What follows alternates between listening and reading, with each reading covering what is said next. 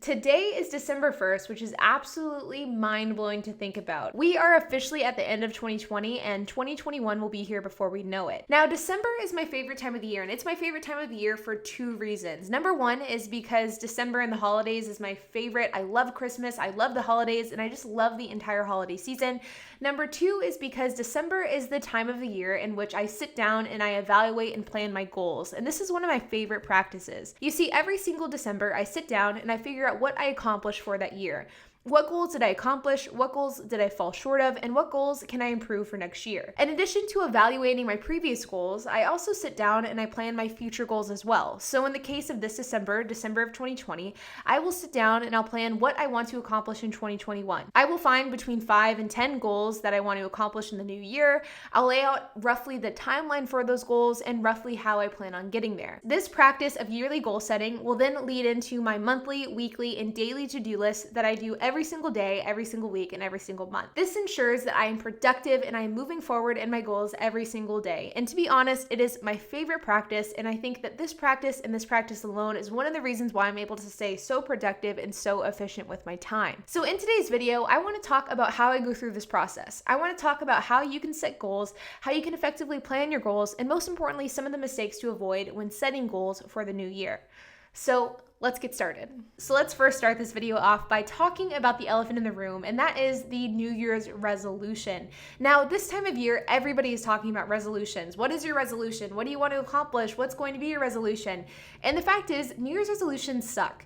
The reason is that New Year's resolutions foster failure. They are oftentimes very black and white, meaning there's no flexibility at all. They oftentimes incorporate an abrupt change in your life, whether adding something to your schedule abruptly or taking something away cold turkey. They also do not allow for any flexibility. These three things and more are the reason why so many people fail at their New Year's resolutions. So instead of setting a New Year's resolution this year, I challenge you to set a New Year's goal. New Year's goals are flexible, they are not black and white, and they are made to allow for you to succeed because you set them, you set the parameters around them, and you ensure that this is something that you can actually reach, not something that you're going to fail at 6 weeks after New Year's. So with that, let's dig into New Year's goals. So the first point that I want to talk about is determining how many goals you want to set for the new year. Now, this is a fine balance because you want to have a number of different goals to add some variety to your life and a variety of different focuses to your life, whether it be your personal life, your career, your health and fitness, whatever the case is. But you don't want to add too many goals to where you have too many things on your plate. You don't want to be spreading yourself too thin. So I would sit down and I would figure out what is most important to you. Do you want to grow in your career? Do you want to grow in your personal life? Do you want to grow a business? Do you want to grow in health and fitness? Whatever your priorities are, I would pick a handful of different goals that correlate with those priorities. And I would probably aim to have between 5 and 7 different goals for the entire year. And these 5 to 7 different goals can be all encompassing to your entire life. You could have one goal for health and fitness, one goal for your personal life, a couple of financial goals, and then a couple of career goals. The different variations of these goals are pretty endless, but it's just important to choose a number of different goals to add variety, but not too many to where you're spreading yourself too thin, to where you're going to end up failing at them all because you aren't able to focus on any given one. So again, I would recommend between 5 and 7 different goals. The second most important aspect in goal setting is choosing a goal that's just challenging enough, but not too challenging. Now, this is a fine line because you don't want to give yourself softball goals. You don't want to set a goal that you're going to end up breaking within 2 months into the new year, but you also don't want to choose a goal that's incredibly unrealistic that you will never be able to reach. For example, let's say that you have a savings goal where you want to reach a certain amount in savings by the end of 2021. If you have $5,000 in your savings account right now sitting in December of 2020, it may be a good goal to set for yourself to have $15,000 by the end of 2021 or $20,000 by the end of 2021. But it probably is a bit unrealistic to set the goal of having $1 million in savings by the end of 2021 or even $100,000 in savings by the end of 2021. You want to make sure that your goals are challenging but realistic, and this really is a fine line. One thing I always think of whenever I'm setting goals is something that an extremely successful and smart person once told me. This person was a multi-unit franchisee. He had hundreds of different units of big nationwide brands, and his goal that he had his entire life was grossing $1 billion in sales for all of his his franchises combined. And everybody always told him that he was crazy, that he would not be able to gross $1 billion in his individually owned franchises. And he ended up actually never getting to $1 billion, but he did get to $950 million. So he got like really, really close. And his comment was that you want your goals to be extremely difficult. You want your long-term goals to be borderline unrealistic, but just realistic enough to where you could actually achieve them. In his case, he says that if he wasn't shooting for $1 billion, he would have never even gotten close to $950 million. And he probably would have just gotten close to like $700, $600, $500 million. So because of the fact that he overshot his goals his entire career, he was able to get so close to that $1 billion mark in annual sales. And that wouldn't have been possible if he was setting more realistic, more low-key goals. And so like me, I encourage you to keep this in mind when setting your own goals, to make your goals just unrealistic enough to where everybody thinks you're crazy, but just realistic enough to where you can actually accomplish it over a period of time. So that way you're not only challenging yourself, but you're pushing yourself to get further along than you would if you set more conservative goals. The next tip that I have is to not stop at making the goal, but also make the plan on how you're going to reach the goal as well. Now, this is oftentimes the problem with New Year's resolutions, is that New Year's resolutions are oftentimes very vague. There's no real roadmap of how you're going to accomplish it. They're just kind of point blank, black and white. But that's the difference between setting a goal and setting a New Year's resolution, is that goals should be accompanied by a detailed roadmap of how you're going to accomplish it. There's that very famous quote that I don't know who to credit for it is, a goal without a plan is just a dream. And I think that that's incredibly true.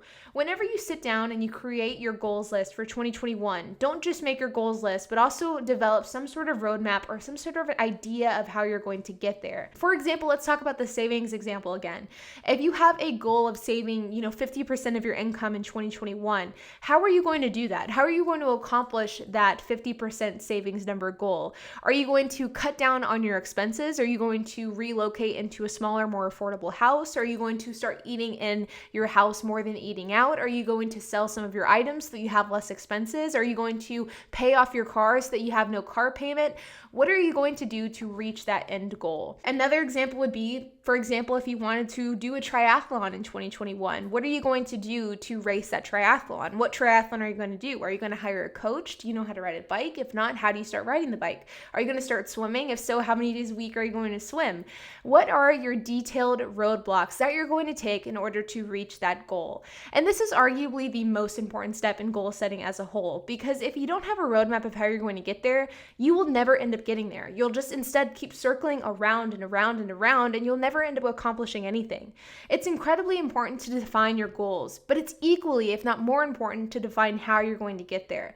So once you figure out what your goals are for 2021, sit down and develop that roadmap. It is so incredibly important. The next step is to develop milestones for your goal. Now, this is incredibly important because, as I mentioned earlier, time flies incredibly fast. And, January will be here before you know it. You'll be sitting down, starting the execution process of your goals in just a month. And before we know it, December will be here again, and an entire year would have passed. And if you don't have these milestones and these benchmarks to look forward to throughout the year, the entire year may go by and you may not accomplish anything. That's why these milestones are so incredibly important. Now, what I do in my own personal life is I have weekly, daily, monthly, and quarterly milestones that I look towards to reflect my yearly goals. So to give you guys a personal example, one of the goals that I have for 2021 is to get 2 rental properties.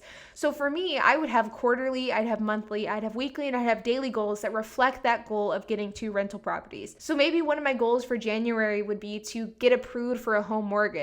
Maybe one of my goals for February would be to see and tour 10 different houses. Maybe my goal for Q2 would be to secure that first rental property. So every single month, every single day, every single week, every single quarter, I am doing something to work towards that greater goal of getting 2 rental properties. And I have these roadmaps and these roadblocks really well defined so that I know exactly what I need to be doing and when that needs to be accomplished by. This is what I do with every single one of my goals on a daily, weekly, and monthly basis. And for me, it's really helped me stay on track with my goals. Now, this practice is important for a number of different reasons. Number one, like I mentioned, it keeps you on track and it keeps you accountable to your goals so that you ensure that the entire year doesn't fly by before you accomplish anything. But number two is that it helps keeps your goals manageable. I think that so often people can get overwhelmed by the goals that they set for themselves. They can feel as though they don't know where to start, or they can feel as though they've bitten off more than they can chew. But whenever you take a big picture goal and you divide that into like 52 tasks per week, or you divide that into 12 tasks per month, the goal becomes much more manageable and it becomes much more easier to achieve, because instead of viewing it as that one singular goal, you're viewing it as 52 individual goals or 365 individual goals or 12 individual goals. It makes the task and it makes the kind of goal much more manageable and much more achievable. And in my opinion, I think that that's the real big differentiator between setting a goal for the year and setting a New Year's resolution. All in all though, you guys, this is kind of the rough outline and the process that I follow whenever I am setting my yearly goals. I really do believe that setting yearly goals is incredibly important, and it really can be the difference between having a successful year and wasting your time for an entire year. For me personally, I know that this practice has been life-changing, and if you're somebody who can stick to this practice on a yearly, monthly, and weekly basis, I can almost guarantee you it will change your life in a positive way. But with that, I would love to hear your comments, so make sure to leave a comment down below. If you guys have any goals or things that you guys are working towards in 2021, I would love to hear it, so make sure to leave a comment down below. And while you guys are at it, make sure to hit that like button, hit that subscribe button, and hit the notification bell, and I will see you guys in the next video.